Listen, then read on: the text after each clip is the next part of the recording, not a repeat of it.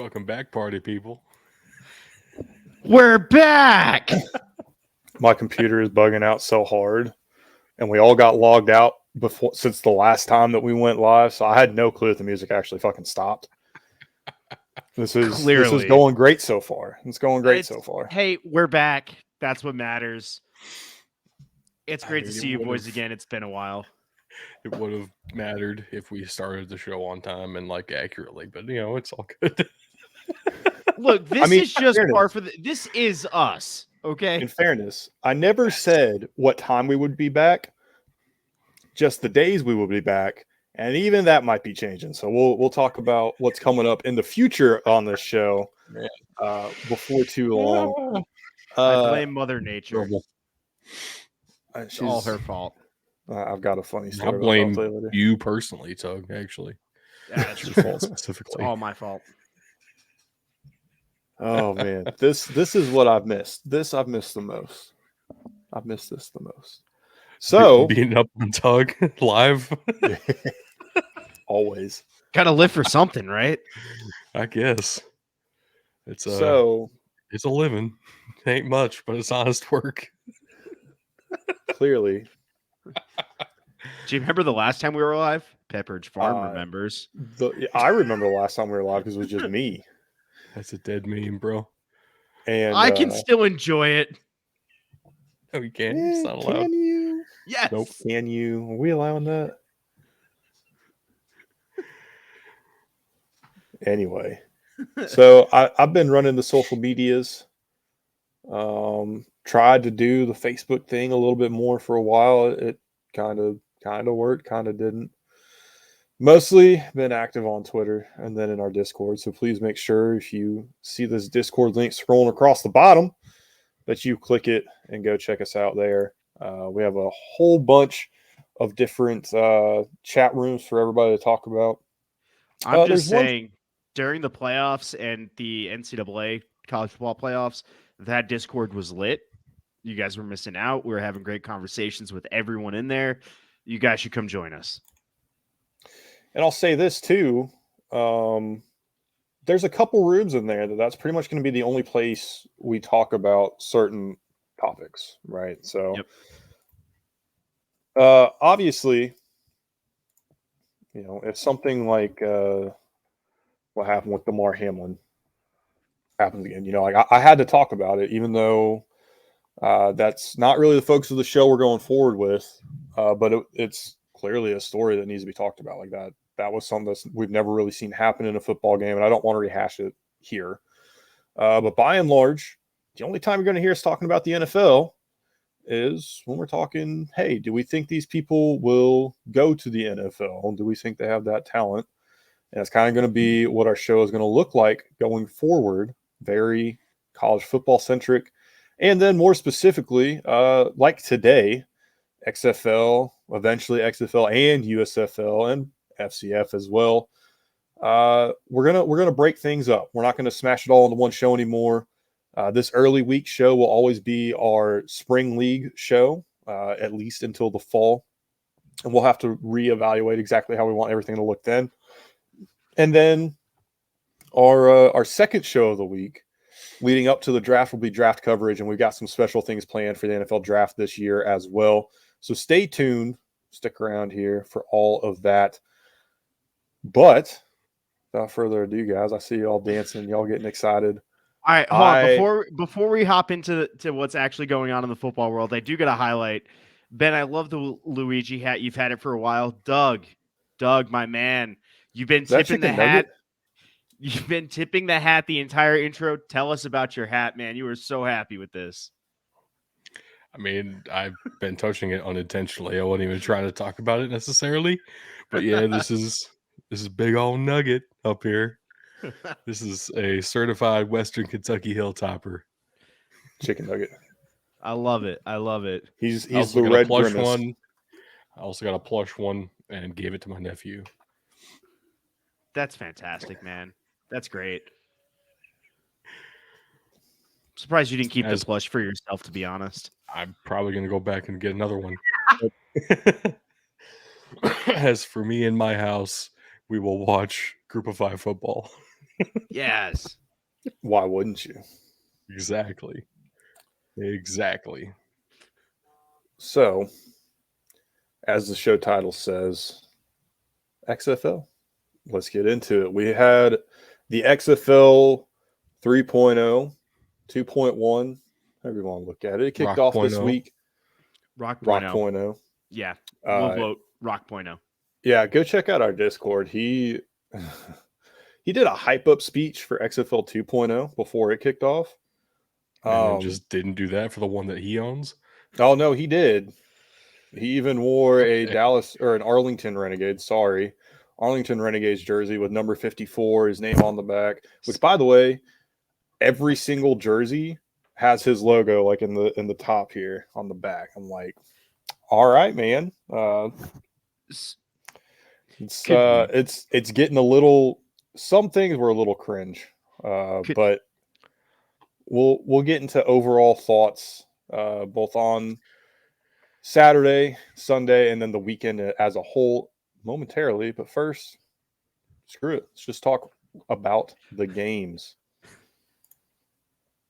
I'm still thinking about what would have happened if, say, Kevin Warren, when he was the commissioner of the Big Ten, wore just an Ohio State jersey to the game. And here we are with another league commissioner wearing one jersey for one team. Everyone would be up in shambles for any other league with that. There are some other things people would have been up in arms about, but like I said, we'll get to that momentarily. So, all right. First game of the week. It should come as no surprise who won this one because it's up on screen. But if you're just listening along, if you're just listening along, well, we will have a surprise for you at the end here. This game is between the Vegas Vipers and Arlington Renegades, kicking off the season. The over-under was 33.5 with Vegas, a 3.5 point underdog. This was oof. Yeah, this was an interesting one because Vegas started out very hot. Dallas didn't look like the greatest team in the world. So we'll get right into the action here. Vegas started off an opening drive just methodically marching down the field where Luis Perez found Jeff Bidet, like the butt cleaner. I can't. That's where we're going now. It's Bidet now. Yeah, it is now. Yeah, definitely. It's Bidet. He finds him in the end zone. This feeling like a zombie league. Somebody has to get the first touchdown every single time that this happens, but he got it this time. They failed the 1 point conversion. There's 1, 2, and 3 point conversion in the XFL. We'll talk about that a little bit more later. And so we're sitting at 6-0 for Vegas. Then Dallas answers Arlington. Dear God, this is gonna fuck me up forever. Arlington answers with a 6-3 or with a field goal. We're sitting at 6-3. Yeah, it doesn't help that the logo looks more like a D than anything. Facts. And it's I guess it's trying to be an R, but it definitely is a D.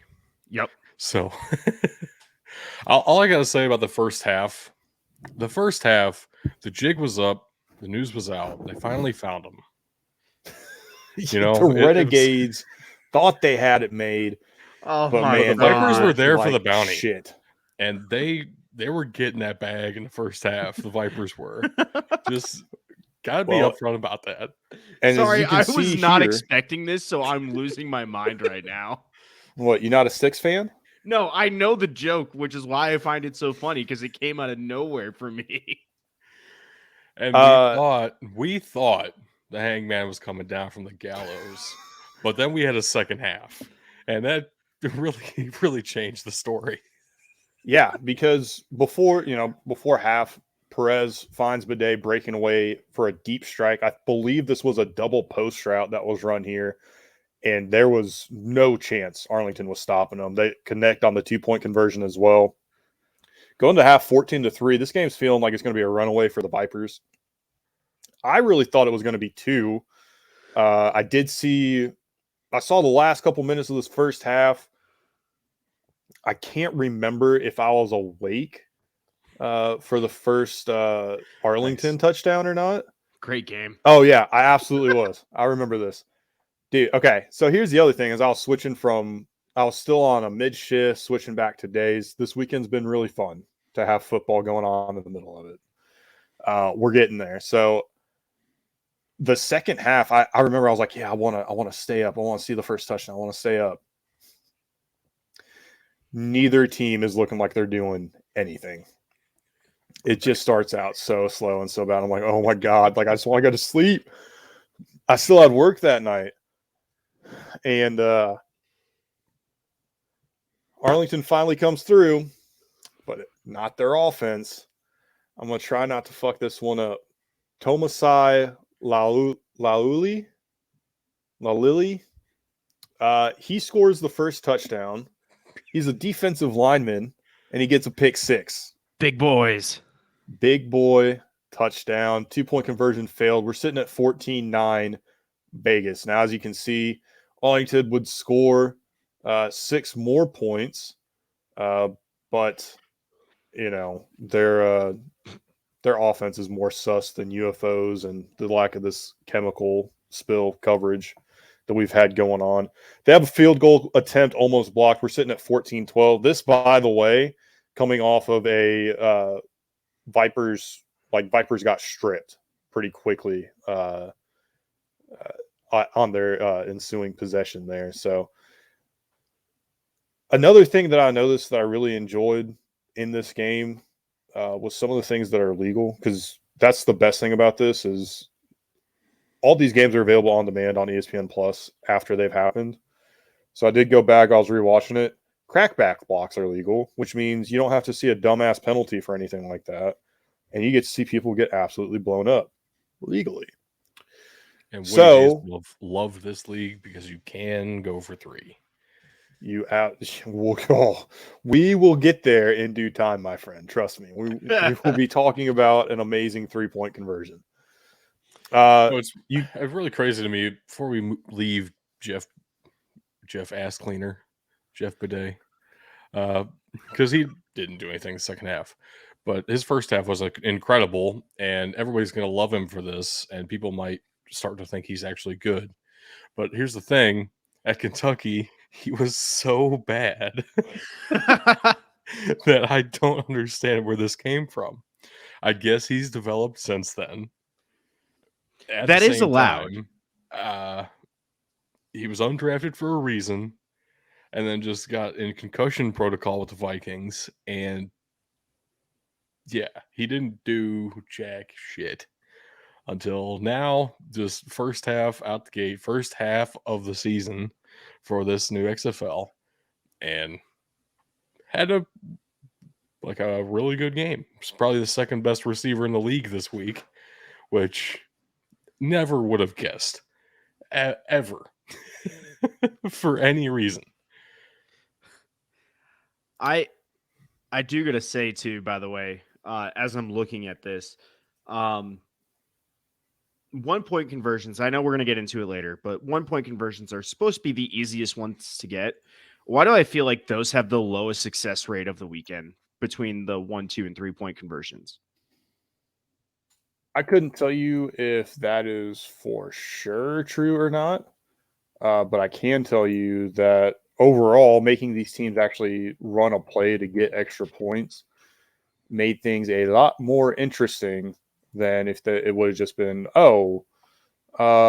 yeah, sure, just kick a field goal. Oh, right? No, I agree with it. I like this. I'm just surprised at the Well, it is true, and we've known this for a long time. It's definitely true. It's harder to run plays when you're on the goal line. No matter what your offense is like, it's harder to run plays in goal line formation. That's true. Than it is when you have a little bit more space. It forces the defense to react differently. When you're on the 2-yard line, everybody knows what you're going to do. You cover the flats, you cover the inside run, and that's basically all you can do and all you need to do, because there's never any time for anything else. So if you can cover those things well, it's going to be really difficult to get those 2 yards. Yeah. But if you have 5 yards or 10 yards, well, now things open up slightly. You can run a real play basically. That's fair. Changes the dynamic. And what we've seen from this league as a whole, I know we're only on the first game still, but we've seen from the league as a whole, the offensive lines were not ready for this. No, I think in large part due to not hitting in practices and only having basically like 3 weeks of practice leading into this at all in the first place. Mm-hmm. The offensive lines suffered more than any other position group, I would say. It was worse for the offensive line units than it was for quarterbacks, and most of these quarterbacks this week were butt ugly, awful. It wasn't great. So it's worth noting too that this isn't preseason; these games count. Right. And I think with the offensive line struggling, though, that just makes it even harder to operate that close to the goal line. That's fair. Yeah. So it's interesting that we just went on this tangent because I'll just bring this up later about the challenge. I have a bunch of notes in here. But the next thing we saw was just a bunch of back and forth. Like these teams actually looked pretty evenly matched, if we're being completely honest, which was not the case in the next game on Saturday. We'll get there. A lot of jockeying back and forth. Arlington would kick a field goal to make it 15-14. And then Luis Perez throws another pick six. This time, 1-point conversion is successful. And that would be the final tally for the Renegades. They're sitting at 22 here, 22-14. Meanwhile, Luis Perez would later find Colin Sweeting. I believe his first name's Colin. Let's double check that. Sanique Sweeting, not even remotely close. That's nowhere near Colin. He finds Sanique Sweeting in the end zone for a touchdown. They go for a 2-point conversion just to tie it, which I'll say it right now. I don't know exactly how XFL overtime works. I think it's the shootout, the 5-play shootout, if I remember right. I'm not. We did get to see one this weekend, so yeah, sure we didn't find see out one eventually. However, what we did get to see, we saw this a couple times, was the onside kick, quote unquote. This is very similar to what the FCS does, whereas a 4th and 15, I believe it's a 4th and 12 in the FCF being on the shorter field. But it's 4th and 15 attempt, and unfortunately, we did not see a successful one in this game. The Renegades would be able to just kneel it out and close this one out. Good teams win, great teams cover. They didn't do that, but the over hit, which, if you're an over better, life's too short to bet the under, right? This was a very good game to start the weekend, which is not necessarily something we're going to be able to say, in a little bit, but in due time, we'll get there, right? Betting the under, do the men in your family gamble? Let's go. So I have the overtime rules if you guys are interested. We'll get there. We can talk about it in a little bit. All right. We'll get there. So, as in, no, not really. I got this all planned out. I got it planned out. So, we got some players of the game, and we will pick live. We'll pick a player of the week here at the end. But for right now, let's go with our players of the game. I went with Luis Perez, and unless y'all disagree, kind of where we're heading. I know he was on the losing side, and ultimately his 2 INTs resulted in 12 points, 13 points exactly for the opposition. And you don't have those, you probably win the game. However, 249 passing yards and 3 touchdowns. Much better than any other quarterback did this week. Yep. Yeah, and I mean, let's be real. He really threw 5 touchdowns. So, I mean, godlike numbers in week 1 of the XFL. God damn it. Dude, you're not wrong. It bugs me. How many total passes did he throw? 36. All right, so 1/6 of all the passes that he threw were resulted in touchdowns. Points. Yeah. 1/7. Okay, fine. Math. Who gives a shit? He also averaged 6.9 yards per, Nice. Oh, I think that's worthy of it right there. It's very nice. Personally. No, Yeah. Perez is fun. He's been around these spring league circuits a little while now, and he's always a name that I look for because he's fun to watch, and he's not an NFL quarterback, but that's okay. You don't need to be an NFL quarterback to play in this league, and that's the best thing about it. Exactly. He is a spring league god, and he continues to prove it. He continues to prove it here. That is our offensive player of the week. Our defensive player of the week. Is there any doubt? This is a beautiful image, right? Tomasai Lauli, one solo tackle, one INT with a 22-yard rumbling, bumbling, stumbling return for 6. The thick 6, baby. Oh, big thick 6. Did you think we were going to give this to anybody else on this game? I mean, come on. Come on. It had to be this. It had to be Luali. I feel so bad. I'm the worst guy to be doing name pronunciations. Second worst. Yeah. Second worst. Yeah, second worst. It's okay. I don't know how to pronounce it either, so it's all right. You're doing pretty good. But I know he played at BYU. I remember that. I could have guessed he played at BYU. I don't know why they have such a large draw for Polynesian kids, but they do. And really Utah in general does, which is equally weird to me. Whatever. That's a different it's all discussion. the Pacific region. I mean, Yeah. a lot of Pacific Islanders go to California. Oregon has a lot of them. And the Utahs for some reason, but Utah's a fine enough state, I guess. I've never been. Climate's a little different than what they're used to. Yeah, I think so. Probably a little bit chilly for them. Anywho, but that's why the thick ones are in Idaho or in Utah. Utah playing for Boise and playing for BYU. South Dakota State, North Dakota State. That'd be tough. Oof, that'd be brutal. Go play FCS in Maine. Ugh. Who wants to go to Maine anyway? Fuck do, the Northeast. Actually. That'd be fun. Maine is cool. Maine's not the Northeast. Maine is basically just the wilderness separating the Northeast from Canada. So Maine is kind of like Prince Edward Island. Like they're part of the U.S. and PEI is part of Canada, but only because they have to be. For I actually know a dude who is from Prince Edward Island. So do I. Like, that's exactly how he would describe it. Yeah. It's technically Canada, but nobody gives a shit about us. It's not really Canada. All right. Well, back to the XFL. We did have another game on Saturday. What?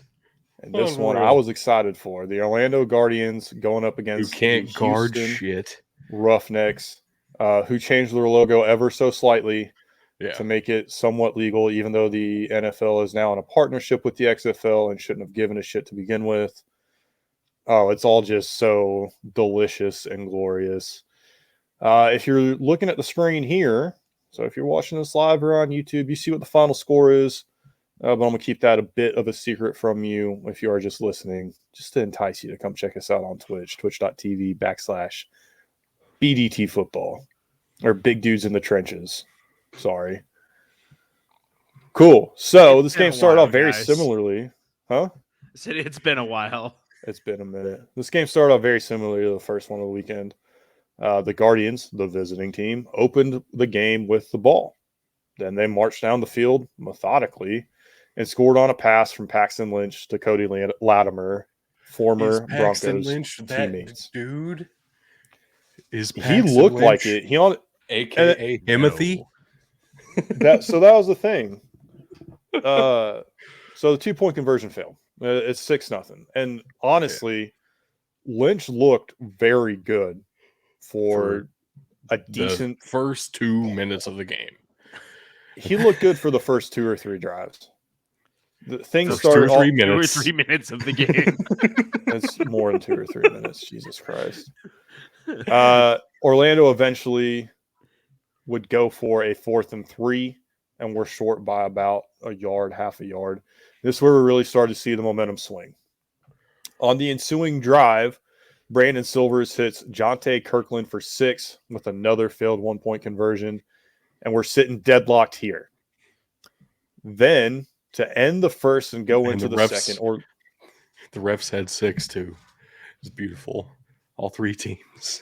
God damn it. Yeah, there was some controversy over that Paxton Lynch to Latimer touchdown pass. The huge extra wide stripes also kind of freaked me out for the refs, gotta say. That is a weird looking uniform. I don't get why every time we have a new league, they want to make the refs look different than just the standard uniform. It makes no sense. I would bet that the NFL has like trademarked that look or something stupid. No, because I use the same stripes the NFL uses. Yeah, like every college. Yeah, but they don't litigate. It's like school. youth leagues. I played for the Steelers when I was in senior tackle football. I guarantee your team paid royalties for that, by the way. Well, we had to pay for the stickers, but we didn't pay for the just to call ourselves the Steelers. No, we didn't have to pay. Come on, dude. I've seen crazier shit. I've seen Houston get sued for having a fucking logo that looks and everything. So it's nobody cares. I've seen Houston sued for a logo that looks vaguely like the Houston Oilers logo. So I mean, I've seen dumber shit too. Their name to the riggers. It just made it really uncomfortable for every announcer ever.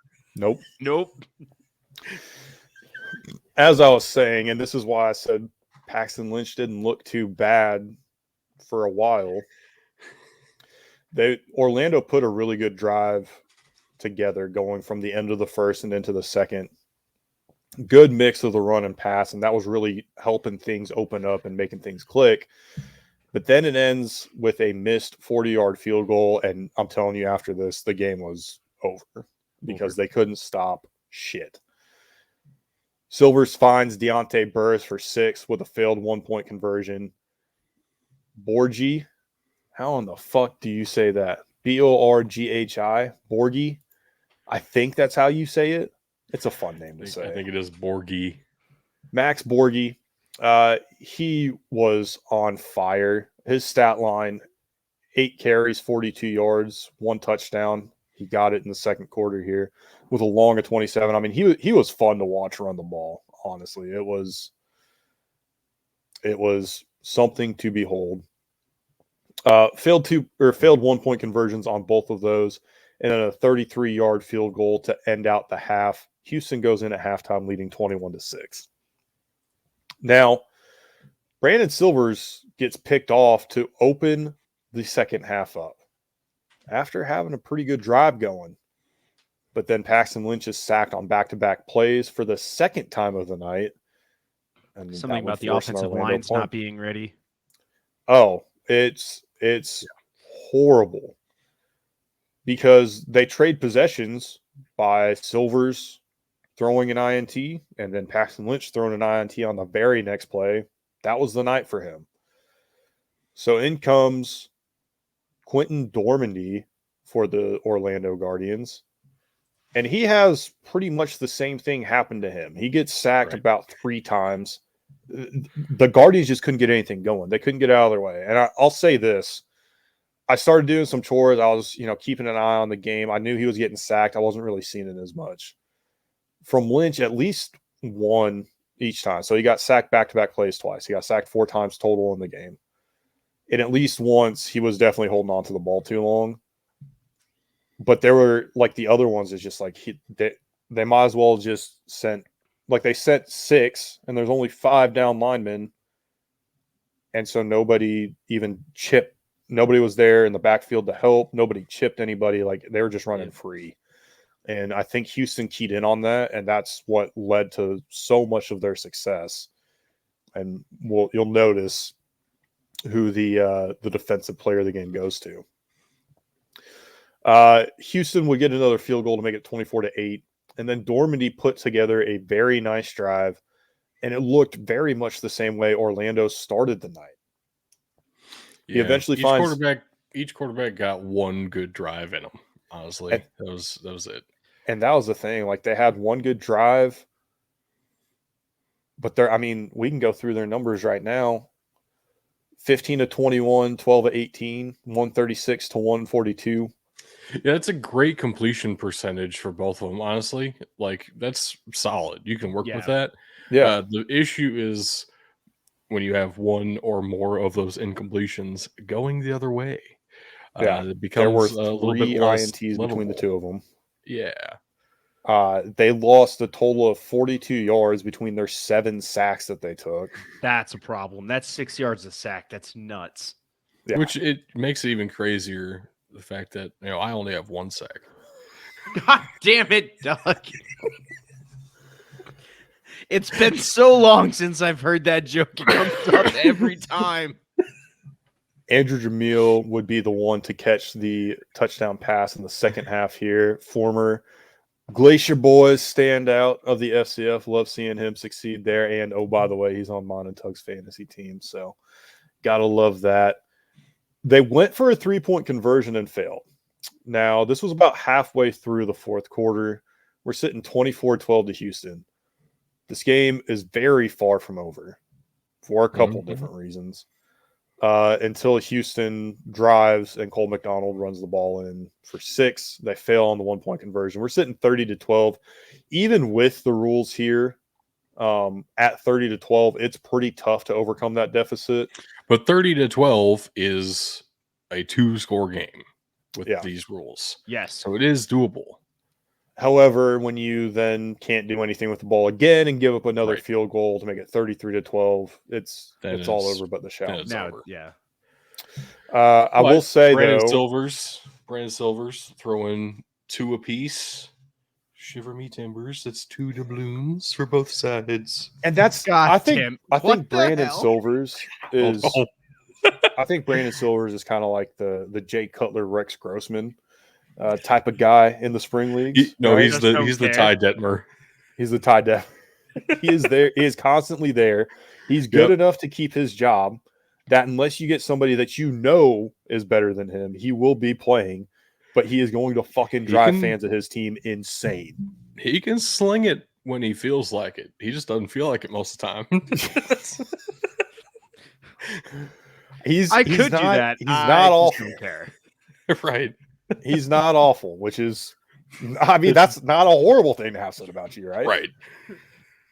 Oh, man. So, obviously, Houston ran away with this one. 33-12 was the final. Houston covers the 3.5-point spread. And once again, the 35.5 over, fuck, Houston almost hit that on their own. That's just right.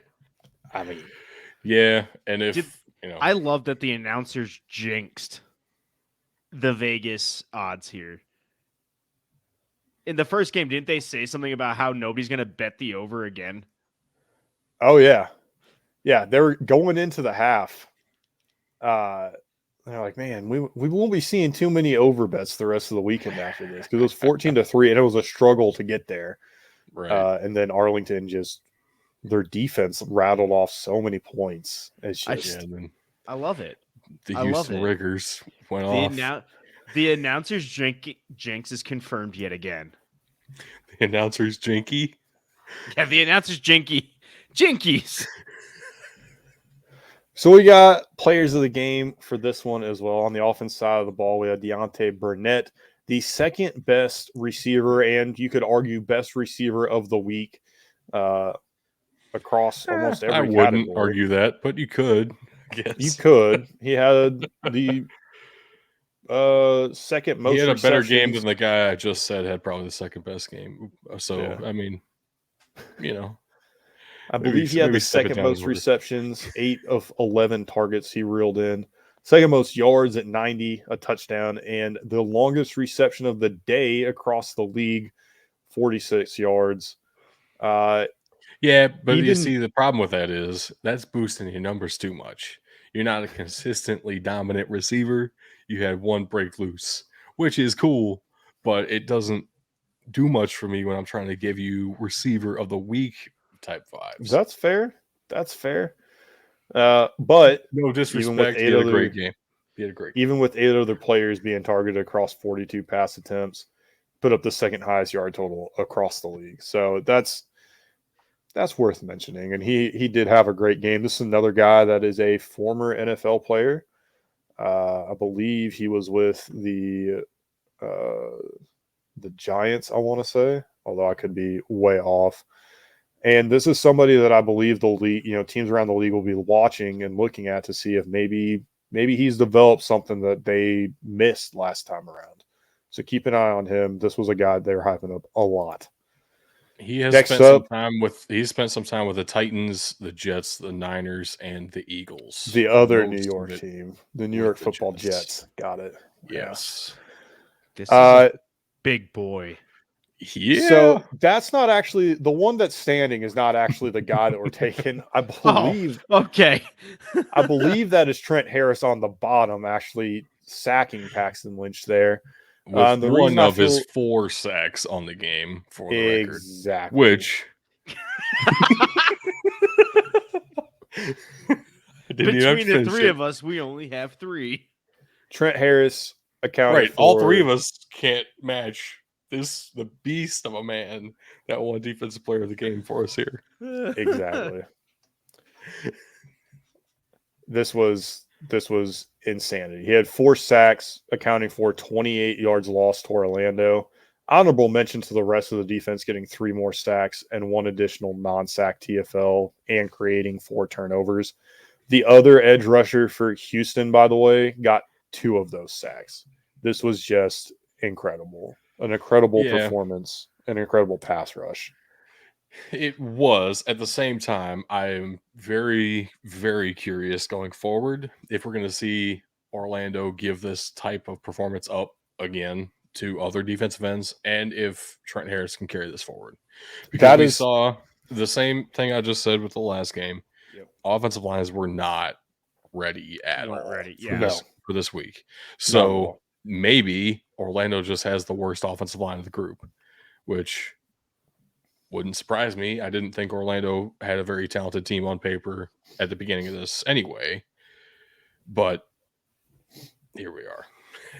And that kind of leads us into kind of a day one overall recap. The good, the bad, and the ugly. The good, the defenses. And I think a lot of that is tied into what we've already hit on. These offensive lines, none of them looked ready. And I think Houston really keyed in on that a lot, which makes a lot of sense because they have Wade Phillips. Thank you. Yeah, that's your quintessential defensive coordinator who specializes in defensive lines. He smelt the blood in the water and said, "Right," and attacked. Go. Yep. Right. That clip of him on the sideline. Everybody's mic'd up in the league, which is really cool. But there was something about he was being asked a question. And he's like, "What would you do in this situation?" He's like, "Well, I wouldn't do what they're fucking doing because this dude can't coach." Yes, old man. Yes. It took them until the last game of the weekend to realize maybe we should, not just let anything that the players say on the air. Right. And then there were just long periods of dead air because there was so much trash talk and but you should F-words and that's probably others being okay. Well, you can't. FCC regulations prohibit some of it. Screw the government. This is free speech. The FCC should not regulate free ESPN speech. Plus or free speech. So okay, all right. They're not inciting riots. We get it. Cody Latimer was so good for like 2 minutes at Indiana. Yep. Good to see him again. He was so good for that amount of time with Orlando this week too. That's cool. Good for him. And that's probably the rest of the season. So that's probably the biggest thing. Never works. Is that 3 of these 4 offenses, and you could even, I would understand if you wanted to trim it down to about half of these offenses actually look good, because Dallas, Arlington. Look, I don't know how I figured out how to say Vegas Raiders still, right? And they were around forever. So I mean, it took you a little while. You got it. Did. If Arlington sticks around for a couple of years instead of folding again, maybe you'll remember this time. Maybe. I mean, the game. you still say the LA Chargers instead of San Diego. It took you a little bit of time too. It's all right. Took everybody some time, Oh, I get what you're saying now. I get what you're saying. but need them to stay in one place for a while. Exactly. The games on the whole were entertaining, in my opinion. I don't know what you guys thought from what you saw. And then the bad, obviously, I think the Guardians O-line looked the worst, but I do think some of that plays into the Wade Phillips factor, kind of like we've already talked about here. Right. I think if any team wanted to do that, they could have. Because I don't know that any of these teams were ready for that. Yeah. The attendance. Now, this was what was concerning to me. I had, reasonable confidence there wouldn't be these issues on day 2, and there weren't. We'll talk about that. But the attendance was not great for the first 2 games, which is extra disappointing because these were 2 stadiums that had hosted the XFL in 2020, Tadeko Stadium and Choctaw Stadium in Arlington.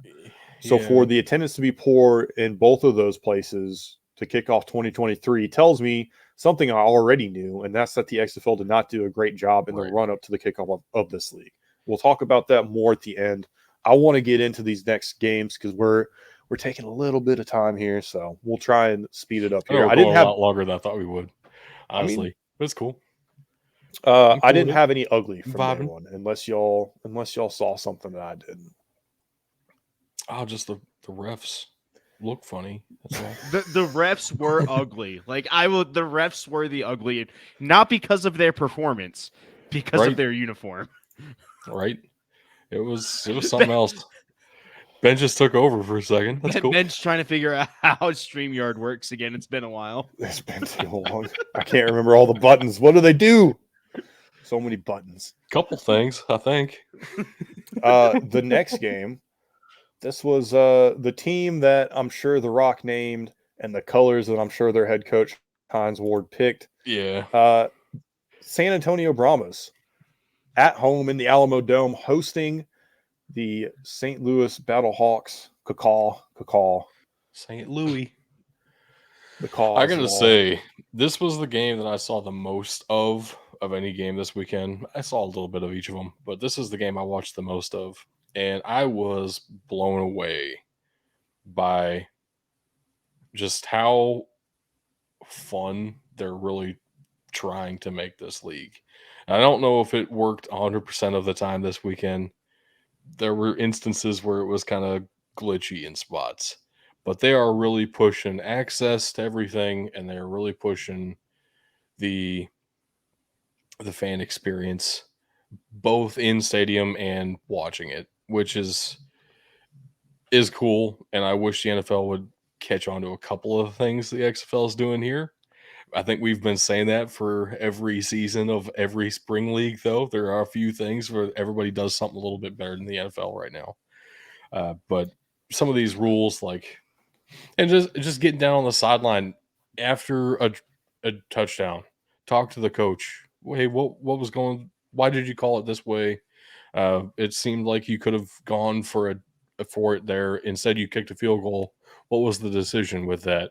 That kind of conversation doesn't happen in regular football. Let's say the XFL it really is something different, and this is the game that solidified it this year for me. I know we've seen it a couple of times now that the XFL does it, but just listening to Hines Ward talk about his team was cool.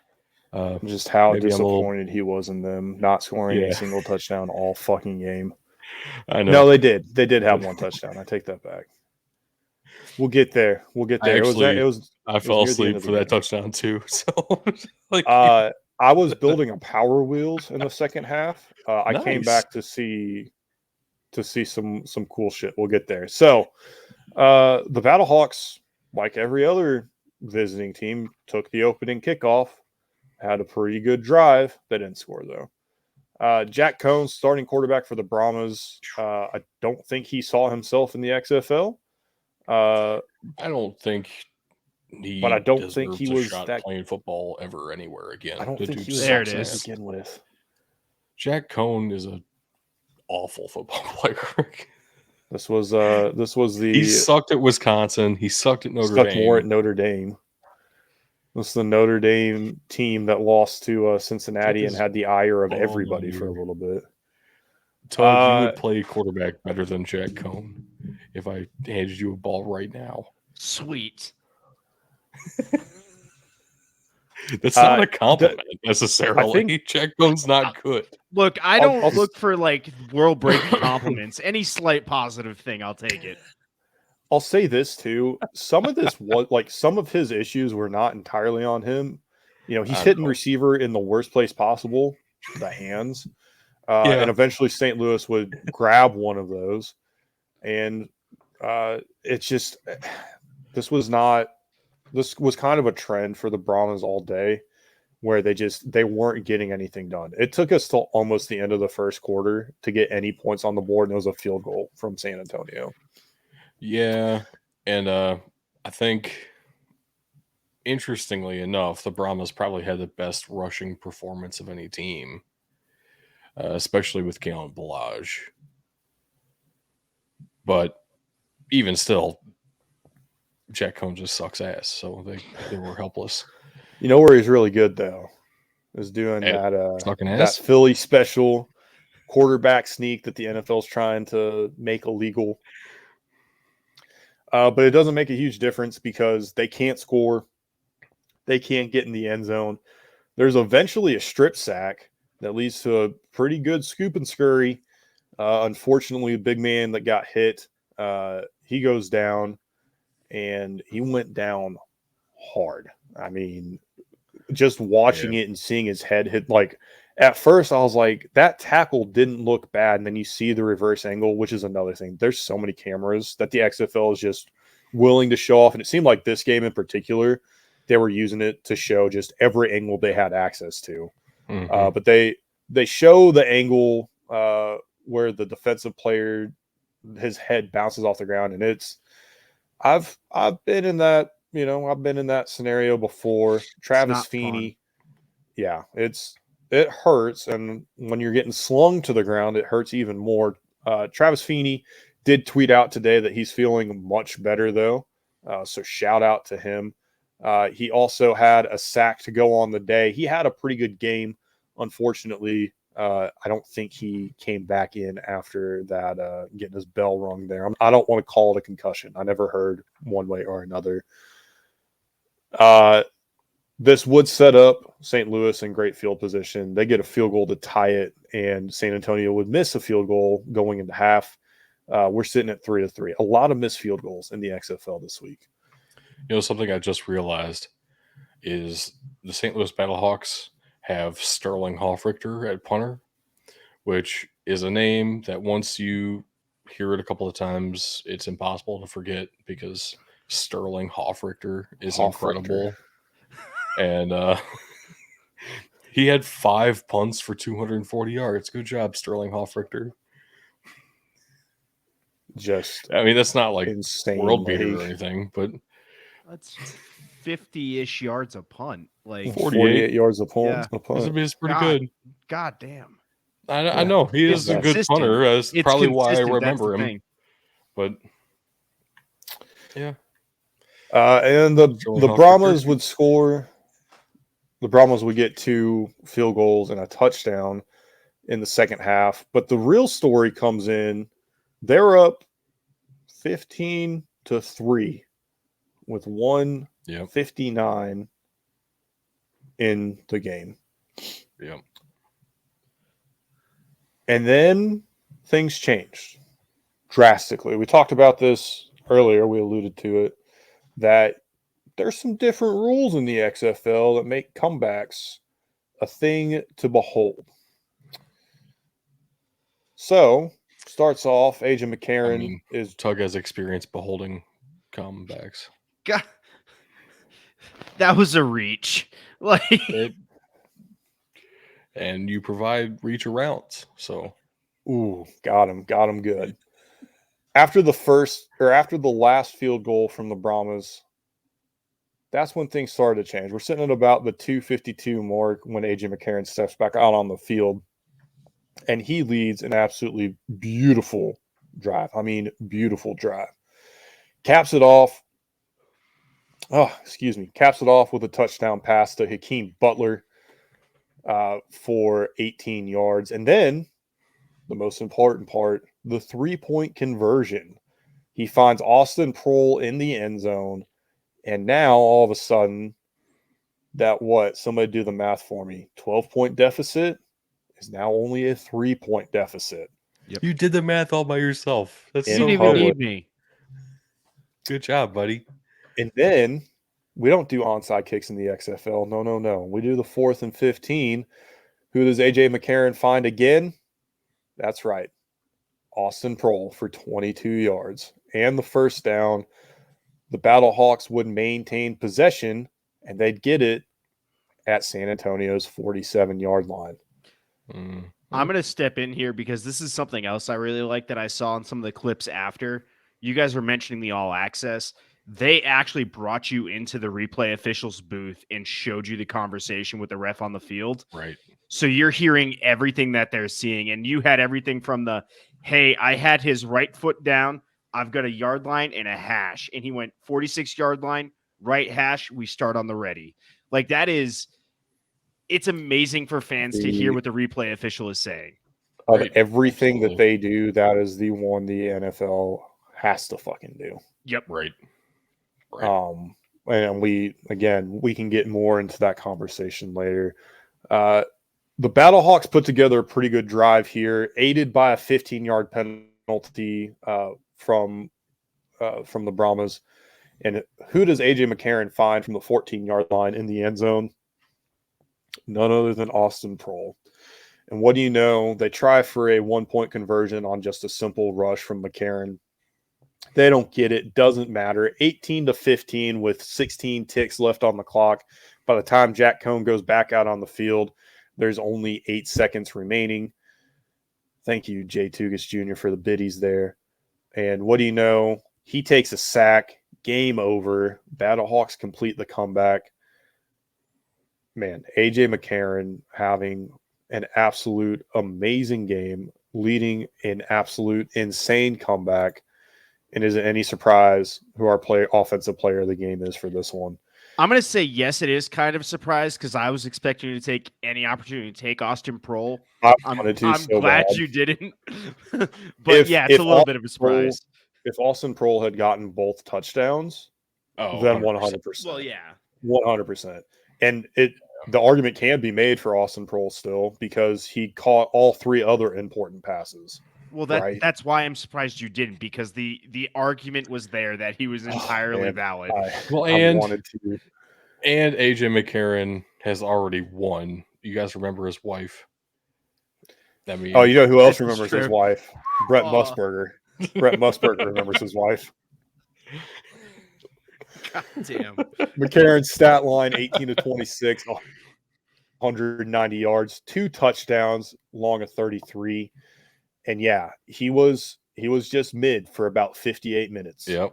But that comeback that comeback touchdown to put him back in the game, the 3-point conversion, the 4th and 15, and then hitting Austin Proehl again in the end zone. I mean, that's the kind of stuff that the Browns almost traded a 2nd-round pick for. All right, hold on. Could you imagine? They only didn't because the GM came down and turned off the fax machine, so Hugh Jackson couldn't do that. Is that actually what happened? Yes. All right, hold on. I want to highlight something here because we were talking about how Paxton Lynch was good for 2 minutes and then meh for 58. But AJ McCarron was meh for 58 and then good for 2 minutes. It all comes down to which those 2 minutes are, man. Sometimes it's when it matters. Sometimes it's not. Right. Paxton were good for the last 2 minutes. Be a different story. And he's aided by the fact that in the last 2 minutes of the game, it kind of changes the college clock rules. So it is what it is. This picture is grainy as shit, but it's the best one I could find to kind of depict what we want for defensive player of the game. We're just taking the Brahmas front 7 because this team was incredibly mid the whole game. But they did have 9 TFLs, 5 of them being sacks, resulting in 23 yards lost. And the only downside all is of them they came from that defensive line, the defensive front. I don't think any sacks came from the defensive backs. I don't think so.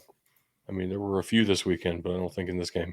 Yeah. No, I think they were in the next game actually. Now we're talking Right. about it more in Anyway. depth here. But yeah, I mean they sucked when it mattered, man. And that's really what killed them for me. Again, I think a lot of this can be chalked up to the offensive line is just they wasn't ready. No, But no, they were not. No, they were not. I mean, I'm rooting for Heinz Ward out of nostalgia. Facts. So get better, I promise. I need you. As I said, St. Louis would win this one 18-15. The over-under, I believe, was set at 3, maybe 3.5. So it's either a push or the over-under was set at 3.5. Or the spread, sorry. I'm combining way too much shit here. I would take the over. I'm just the under would hit with the line set. We've seen some weirder shit. The under hits with the line set at 37.5. So it's just barely under, but still an under. So who knows? Maybe if you took that advice of betting the under the rest of the week from that first game, you weren't entirely pissed off. You would have won 1 of 3 games or 1 of 4 matchups. You only hit it once, and maybe you got your hopes up a little bit going into this next one. You would have had reason to as well. I mean, it was a game that happened. This was a barn burner. It turned into it. All right, so this is something interesting that I noticed from the start, and I don't know if it's exactly fair, but I feel like it is kind of. So the Seattle Sea Dragons here it seemed like they had the draft strategy of let's load up on NFL players. Let's try to get the best NFL talent that we can, and I think that will work out for us and try to out-talent everybody. When really team building is a lot more complex than that, and making sure that personalities mesh and everything is actually extremely important. And so Ben DiNucci throwing to Josh Gordon sounds really cool, especially if you're from the state of Texas. At the same time, it's not exactly a surefire thing when you have other quarterbacks who have actually been developing a little bit, and you have receivers who have not been suspended their entire life. So there are some strategies here at play. I think DC and Seattle are constructed extremely differently, and this matchup was interesting to me because of that. I think the bigger thing too is Josh Gordon's been suspended a lot, but he definitely bailed out DiNucci on the first touchdown of the game. DiNucci just threw and what do you know? They scored. They get a touchdown out of it. So it's they failed their conversion, would get a field goal later to make it 9-0. It looked like they were going to dominate this one. I'm not even going to lie. Then you go to kind of the next drive. DC completes a pass, massive hit. Receiver I thought was dead. Like he just nails the ground, and the ball comes out, and everybody's like, all right, cool. Everybody's walking back to the original line of scrimmage. But the officials mark it down where he got murdered and just keep going. That would have been one I would have liked to have seen a challenge thrown on and, heard the discussion of, hey, was this actually a completed pass? Was it not? Blah, blah, blah. That's the one I'm waiting for the most because it's going to come up at some point. Was it a catch? Yeah. I agree. And not just on the, did he get the foot down like we had already? Like All right, man had 2 feet Did in, got crushed, process hit the of the ground. catch? Yeah, yeah. What is this process Did he of the complete? catch? That's Did the he make a clarification. football move? That's Yeah. the clarification I want. Yeah. I don't know. Did he have the ball in his hands? Then I guess that's a football fucking move. Geniuses. No, the football that kinda- didn't move. That took us to the end of the first quarter, and then You would DC would like just your balls to continue. move via feet. DC would continue to just march down the field. Ta'amu eventually would lead the team down to the 1-yard line, and on a sweep, score the defender's first touchdown of the new XFL. Cap it off with a 2-point conversion, and all of a sudden DC is only down 9-8. And then for some reason, Seattle decides, you know what? We're not going to keep Ben DiNucci in the whole game. We're going to put in Steven Montez, Ben DiNucci. the Colorado product that nobody's heard of because he Who played at hasn't fucking heard of Colorado. Steven Montez? I Who have now. It's Steven Montez, dude. I love He how personally sucks. offended Doug got over this. He sucks. Y'all He completed need to one watch pass. the Pac-12, bro. It's Why am I Come getting on. lumped into this? Why? because you why don't would watch I the Pac-12 either. You know what? I will watch Colorado now because one, Steven Montez you. isn't fucking there anymore, and two, I mean, that is good for Colorado. Yeah. two, because of who is at Colorado now. That's why I'll watch the Pac-12 Shadur Sanders? and his dad. Travis he Hunter. You're really big cornerbacks fan. You Oh my love God. Travis Hunter. So Montez does absolutely nothing, and they have to punt. So it's 3 and out. Like it's Yeah. like what was the point here? I think that probably what happened. Who's the coach of Seattle? They're doing the run and shoot, so that narrows it down a bit. It does. Doesn't I necessarily mean that we know exactly who it is based off of that, though. Jim Haslett. Okay. I think Jim Haslett is a really big Volbeat fan, and that song Lola Montez just I love that He fucking re- song. I absolutely resonated love with that me. song.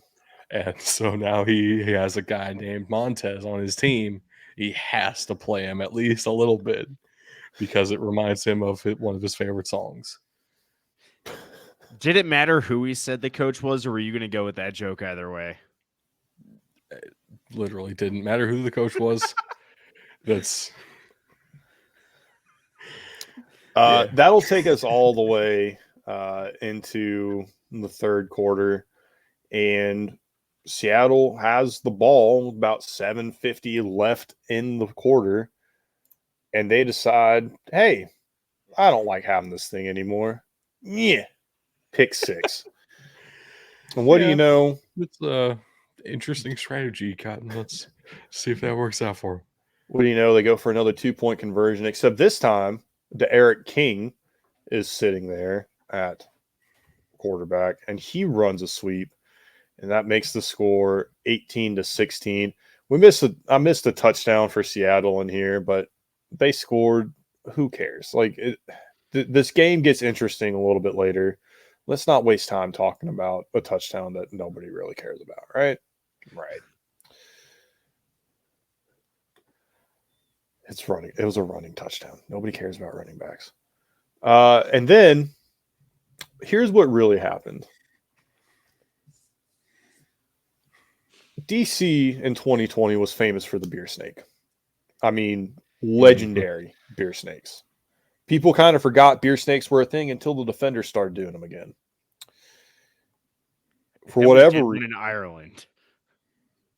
Well, whatever that was reason. after the Defenders did it, though. I said in then. For whatever reason, the security decided, no, beer snakes are too fun. You can't have your beer snakes. Brutal. Here's the problem. Audi Field was also serving mixed drinks that had massive lemons in them. And so lemons started flying. Spirit lemons. Yeah. Seattle was backed up in the shadow of their own goalposts, and the lemons are flying. I was gonna say, was it the shadow of the goalpost or was it the shadow of the hordes of lemons? Yes. Then this drive we shall pass in the shade.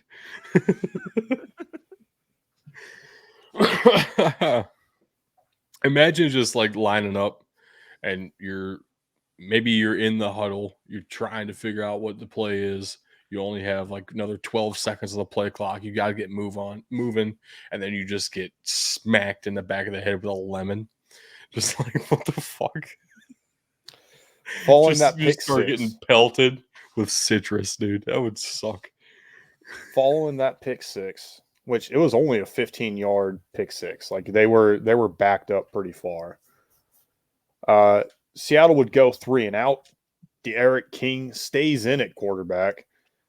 He has a big run that gets called back. The drive stalls out. However, the punt pins Seattle deep in their own territory again. And who else? Michael Joseph takes another interception. Doesn't take it all the way to the house, but he picks Ben DiNucci off for the second time of the night. And D'Eriq King does what he does best. Uses his legs, extends a play. This was the biggest difference between DC and any other team. Both D'Eriq King and Jordan Ta'amu are major running threat. And D'Eriq King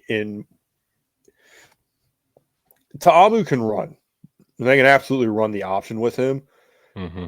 D'Eriq King running the option, terrifying. Like, absolutely terrifying. Yeah, a little bit. Like it's almost like they're running Wildcat out there. Like it's not fair. It's not fair. They would go for a 2-point conversion. However, a false start kind of fucks them there. They get pushed back a little bit further. There was also, and this was weird, right? There was a Seattle player ejected for throwing a punch after the failed 2-point conversion. They review it in the booth. And this is something that was brought up in 2020 as well. Because of the way all the kick rules work, this really hurts the kicking team, ultimately. If there's a penalty on the conversion, a 15-yarder on the conversion. Because the kicker moves forward, but you still can't kick it out of the back of the end zone. You still have to kick it in between the 20 and the goal line. Like it has to be a returnable ball. So it's weird. And with the defense frozen, right, once the ball hits the ground 3 seconds later, I don't know if the refs will blow the whistle or what exactly will happen. We didn't see it. We almost did on this one because it was a real short, kind of just fluttering kick. Lands just inside the 20. Returner had to run up to go pick it up and start returning it. But that delay screwed everything up. And I thought he was going to break it. They got lucky that he didn't. Because I think we'd have been talking about that as kind of a big negative to this league today if that would have been the case. That doesn't happen. Nothing really comes of this drive. We trade possessions until we basically get to what would be the final drive of the game with under a minute, or with Seattle taking over just before the 2-minute warning. Now, this was another topic of conversation during the game. You have one challenge. You can challenge whatever you want. I've talked about that a little bit before now as well. Seattle calls all 3 timeouts before the 2-minute warning. So they get the ball with 2:05 left after a punt. Ben DiNucci comes out, incomplete pass. Enough time ran off the clock that we're under 2 minutes, 2-minute warning time. So they don't have any timeouts remaining in the game. And they now are they have the college rules essentially for the clock that are going to help them, with the chains moving there. It's not a complete mad dash, but they have some work to do because they're on, they're in good field position. They're at the 44. They're at DC's 44, but they got to get all the way into the end zone here. They have to get a touchdown. A field goal is not going to work here. And they do really well. They get all the way up to the 1-yard line, spike the ball, 26 seconds left. All right, what are we going to do here? We're going to try the soon-to-be illegal quarterback, push, scrum, dive. It doesn't work. It doesn't work so bad that Ben DiNucci actually goes backwards 3 yards and fumbles the ball. It's recovered by the defenders. That's the ball game. Jamal Brooks, did I get it right? Yeah, Jamal Brooks is the hero for both forcing the fumble and recovering it. Lemons raining. The beer snake is back. DC defenders take home the win here. They beat the spread. They were actually 2.5-point underdogs because of all that NFL talent for Seattle. And the over hits once again as it was set at 38.5. This was another great game. Both of these games came down to the wire. Both of these games had fantastic attendance, with San Antonio actually having better attendance than even the highest attended USFL game from last year. And they almost had as many people at their game as were at the first two games of the weekend. So this was a great way to end the weekend. Two fantastic games. Before I go too much further into everything else about the weekend. Hold up on players of the game. I have two thoughts about the game. Okay. I think the real lemon was Ben DiNucci, and the real beer snake was the friends we made along the way. I went backwards on the slides for that. Before I do have one thing to add to what you were saying about San Antonio, though, Ben. We'll get there. Well, no, my thing is that San Antonio has wanted football forever, and they're just proving it now. That's all. Like, that's what that attendance says to me. Yeah, well, I'll get more into it here in a minute. Ja'Cour Pearson, wide receiver for Seattle, he did take in the most passes this week, 12 of 14 targets. XFL 95 yards. Yeah, XFL 2023 record so far. 95 yards most of the week. A TD would have made him a shoe-in for Offensive Player of the Week, in my opinion. We'll see who we pick for that here in a little bit. And then Defensive Player of the Game, we have Michael Joseph, the defensive back for DC. 4 solo tackles, 5 total, 2 INTs for 37 return yards. And he took one of those to the house. And this the pick six changed the momentum of the game. The second pick really helped push it completely in DC's favor. Like I said, Jamal Brooks, he had the forced fumble and the fumble recovery to seal the victory. Got to give him an honorable mention here, but when you're going up against that on your own team, it's hard to give you defensive player of the game.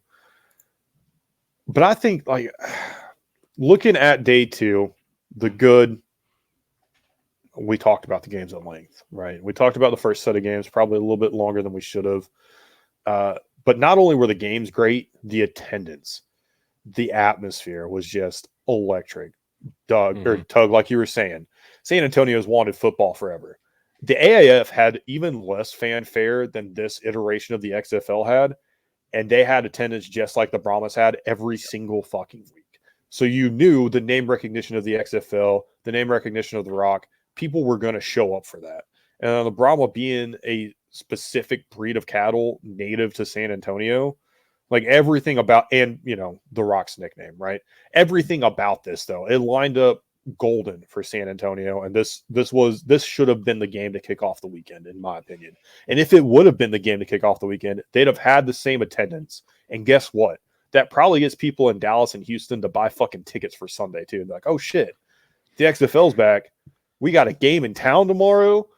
This game's so fucking good. Fuck yeah, let's go. They should have set up the rivalry and brought Arlington into San Antonio for the first game. Well, would have had been wearing a Brahmas jersey. Yeah, split. We'll go split jersey. Split. Fuck that. He's the Brahma bull, and that's for moms to wear when both their sons are on different teams. All right, Danny Garcia can have the split jersey. That's the other thing. She doesn't have kids playing the XFL. Boy, what you thinking? Get out of here. That's the other nonsense. Team. completely lost my train of thought. Yep. Yeah, you Yep, did. we I saw watched that it. happen I live. That's watched cool. it go. All right, so before Bug collects his thoughts, which may never happen. He ain't pimp like that for real. But think about that one. Anyway, let's name a offensive and defensive player of the week. I think for me personally, defensive player of the week has got to be Trent Harris with his 4 sacks. That's 8 balls, dude. That's impressive as fuck. I think my offensive player of the week, unfortunately, we don't have a picture up for because I think it needs to be Austin Proehl, as as this is a pro Austin Proehl show, and we Hey, just need to. Austin, if you somehow see this and you want to come on the show, just let us know. I feel like Bug would lose his mind. He So would. yeah, dude, just let us He know. would. Whatever. I mean, whoever it ends up being, if Austin Proehl wants to come on the show, I'd be fine with that. I would bet you would be okay with that personally. I would probably be more than okay with that, actually. I can imagine you enjoying that one quite a bit. Which actually it's really cool. So Ricky Proehl is the wide receivers coach for St. Louis as well. Which is this fun. was this was more of kind of the good of this is just the players being mic'd up. The bad of it was that they eventually got wise to what the fuck was going on and had to start, editing stuff out. Like that was kind of unfortunate. So it is what it is. We got, and who said we didn't have an Austin Proehl picture? This is post touchdown. I mean, come on. Come on. I heard the hot mic that was caught was, man, I fucking love you. This was fantastic, and that's why going into the DC game, they're a lot more careful about the hot mics. The bad of this was the beer snakes being confiscated, and I say that's bad because it's fun, it's harmless. Who does it hurt? It hurts the players because that created the ugly. I get the fans being mad. I don't have an issue with them throwing shit on the field in principle. But you can't throw lemons on the field to the fact that they are getting dug into the grass, and the league can't sit there and not do anything about it. Yeah, There was a point. The grass. There was a point in the game where DC gets picked off. St. Louis does the stupid fucking let's all go celebrate in the end zone, even though we didn't score a fucking touchdown, which I have less of a problem with because taunting isn't a fucking penalty. I still fucking hate it. Like, I hate that. I hate it with a passion. They're getting lemons thrown at them, and they're getting cups thrown at them as well. So confiscating the beer snake leads to all of this. I'm concerned of if this is going to continue to be an issue and the league continues to not do anything about it. And what's this DC crowd is just a different animal. Like that. Like, oh yeah, that's just that. Yeah. And then overall for the week or for the weekend, allowing the coaches to challenge anything is awesome. Challenging, there was an offsides that was challenged that the offsides wasn't called. They went back and reviewed it. They talked through it in the review. There was no offsides. They failed. I believe it was Vegas that challenged that, trying to get a free play. The rules differences were great. The kickoffs especially are great. The 3-point conversion is great. Everything about it is great. The bad, the lead up, there was little to no fanfare. And then the ugly. The app was literally being updated during games, during the week. The app today looks vastly different than it did Saturday, an hour before kickoff. That is pathetic. I mean, this is the biggest, to me, that's the biggest ugly part of all of this, is that they, like, how much just wasn't ready for this league to kick off. And it's, I mean, Doug, I think you said you got on the app and it hadn't updated to the point that you were still seeing stuff from the last XFL. That wasn't the app. It was stats.xfl.com, which is still showing, last version of the XFL, which is a little bit of a problem, I would think. They would probably want to change that. Yeah, maybe not. I don't know. There's Trying just something new. There's been so much time for you to put that into like an archive, right? That like it makes no sense to me that we're sitting here today, still trying to figure out what the fuck's going on. Like I don't get this. It's still, even today, it's still like, I just pulled it up on air, and it's still the old stuff from the last week of games they had. Right. And another thing too, they don't share their stats with other media companies. Even ESPN, who I thought they had an agreement with, obviously they do because they're on ESPN networks, but ESPN doesn't even have their stats. The XFL just doesn't share that, which is wild. So that takes us into this upcoming week. Tug, I'll let you take it away here, man. Yeah, so it's been no secret, I'm not a huge fan of Thursday football. I don't like the way it lines up the weeks and things like that. But not only do they have Thursday football this week, they did it in the worst way possible. They took two teams that played on Sunday and put them on Thursday rather than two of the teams that played on Saturday to give them that extra day. So they really shortened the week for some of these teams. I don't like the look of that. I understand the schedule was doped out way ahead of time.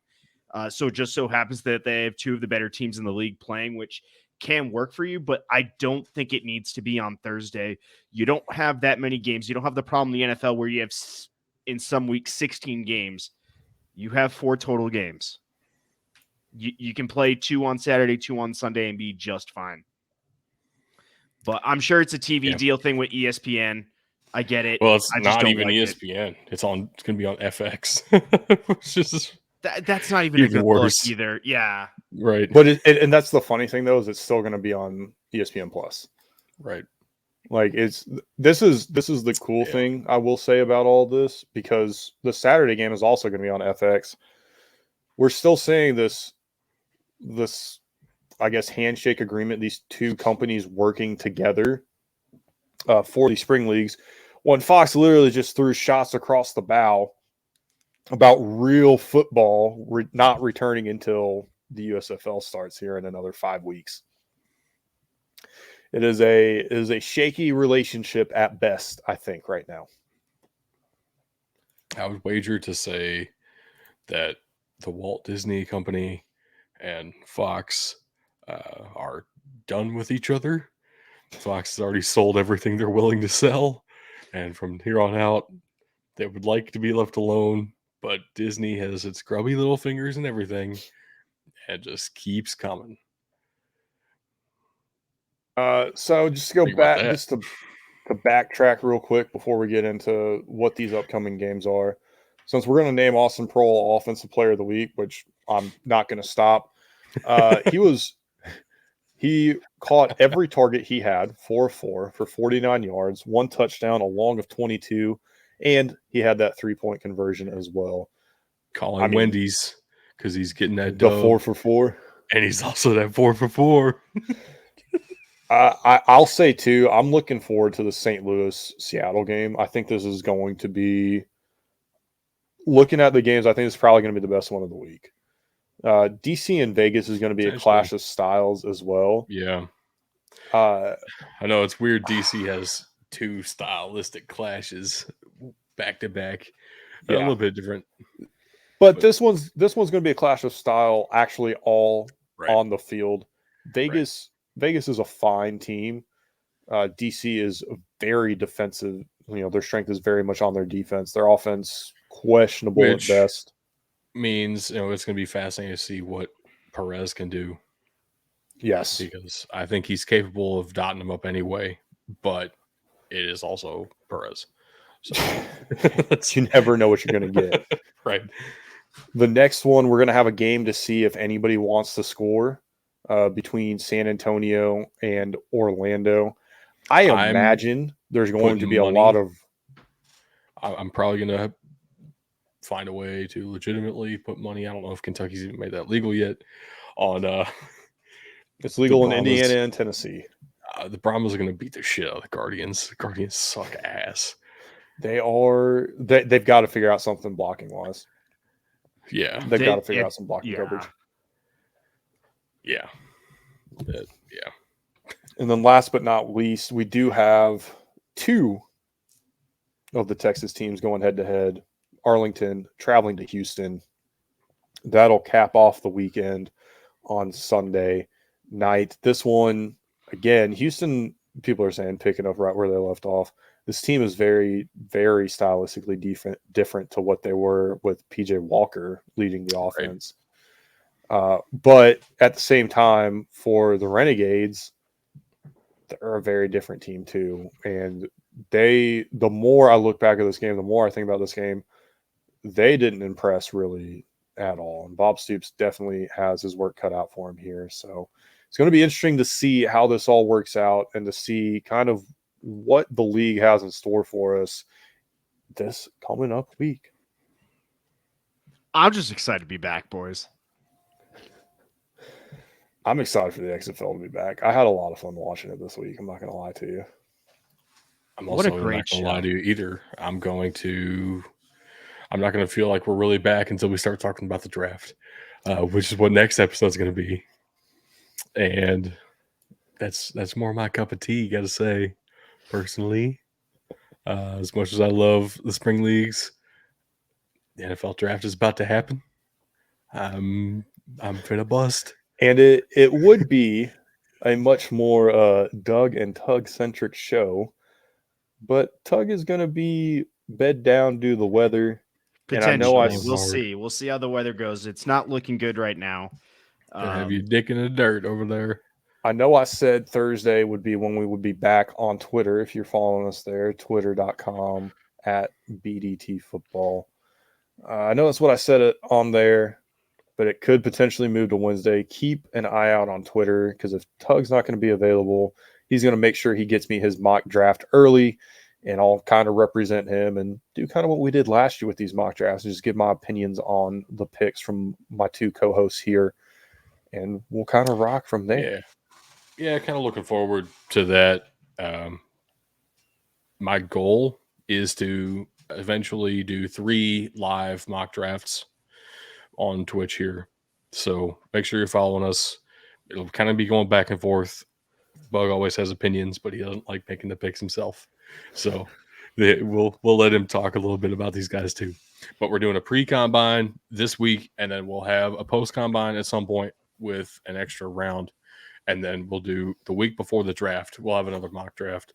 And I don't think we're going to go all 7 rounds. That'd be a bit intense. But probably do 3 rounds with that one and some trades as well. So going to be some fun stuff coming up with draft coverage. Yep. It's one of my favorite things about football. So it is 100% that time of the year. And gentlemen, did you know that lizards communicate by doing push-ups?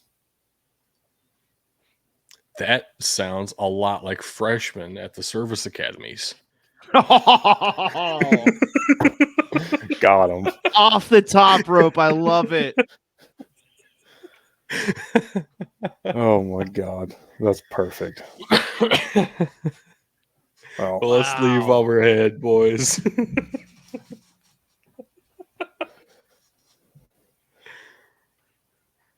Take us away, Tug. I didn't know if you were gonna go for the links there, Doug, or not. They have been that's all you. Oh God. They have been scrolling across the bottom. Namely, just think BDT football. That's for Facebook, Twitter, Patreon. Instagram is BDT_football. We have our website, bdtfootball.com, our email mailbox at bdtfootball.com, and then YouTube and here on Twitch are Big Dudes in the Trenches. Look, guys, hit us up anywhere. We will be happy to respond to you. Do you guys have any last parting shots, or did you guys already take them all? Join the Discord server. It's fun stuff. Yeah, join it. We're pretty active on there. Doug's level, 20 now? More than that, dude. You gotta catch up. I've been throwing down that heat in the Discord. Yeah, you have. Yeah, you have. All right, ladies and gentlemen, that is all the time we have on the show today. Thank you for watching or for listening. Just remember, you can't win a game if you can't win in the trenches.